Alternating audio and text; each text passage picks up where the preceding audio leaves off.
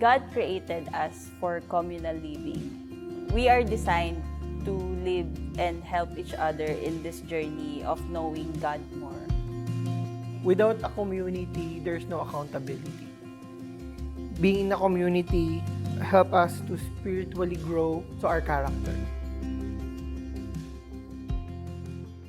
2012, I was invited by a friend to join the youth gathering in SBCF. They told me that there's gonna be a pizza night and a movie night. For me, it's very fun because I don't usually mingle with other people. I usually just go to school, went home.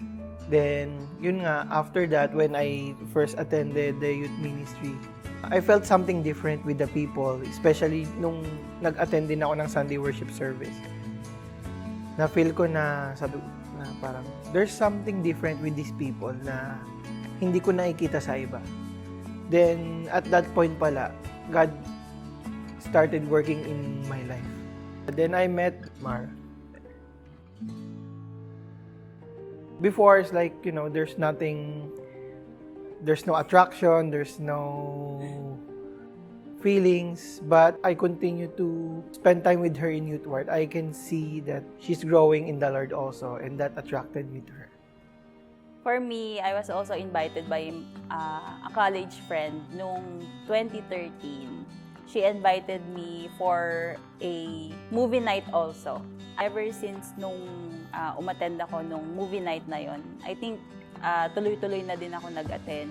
Na-enjoy ko siya talaga kasi like what Ian said, introvert din ako and I don't have a lot of friends nung college. So, Youthward has become like my personal community na talagang na-enjoy ko. Kaya I think that's one of the reasons I stayed. And also with the leadership ni Pimaw nung Youthward, na-guide talaga ako spiritually from that point forward.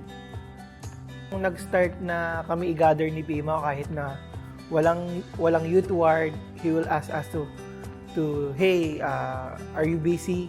Let's hang out. Yun, minsan we will go to McDonald's or somewhere just to chat, have coffee or have snacks and share life together. For me also similar to what he said, like I think it's the moments na walang church activity kung saan na-feel ko talaga na I belong to this community, na yung gathering na we choose to be together, yun yung mga moments na nakapag-feel sa akin na I really belong in this community and I'm important and I am loved by God through these people. I think the Lord kasi ginamit niya yung community ng SBCF for me to get to know Him. So, with the SBCF community, I gave my life to the Lord. And then, ayun nga, nakilala ko si Ian. Tapos, naging mag-boyfriend and girlfriend kami. Tapos, we got engaged. We got married. And right now, we have Kali with us. And I'm just so grateful that He kept us in the same community ever since before. It's very important for us to belong to a church community because that's where we receive our spiritual nourishment. Acts chapter 2 verse 42, it says, "They devoted themselves to the apostles' teaching and to fellowship, to the breaking of bread and to prayer." So it's really important to journey this life together with our fellow sisters and brothers in Christ because we can help each other in our journey, and that's the plan of God for us. God created us for communal living. When we grow together, when we are together in a group setting, we can learn from each other's lives. We can be corrected and rebuked. We can be more aligned with the Lord kapag we let other people in our journey. Without a community, there's no accountability.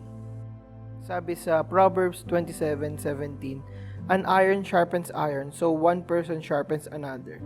Sinasabi dito na kailangan natin magkaroon ng accountability. And through this, mag-grow din tayo.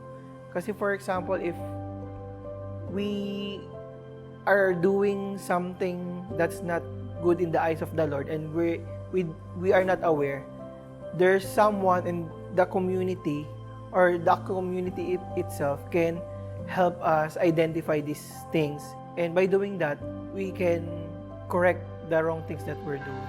And again, being in a community help us to spiritually grow and also our character. Right now, both Mara and I are working full-time in the church. We also bring our daughter every day. And as if na parang hindi ka nag-work eh. It's like you're just enjoying what you're doing. It's such a joy for me na makita yung family ko, ako, si Ian and si Kali, growing together in the same community. And it's also a joy for me na pagsilbihan si Lord, pagsilbihan yung people niya dito sa SBCF community.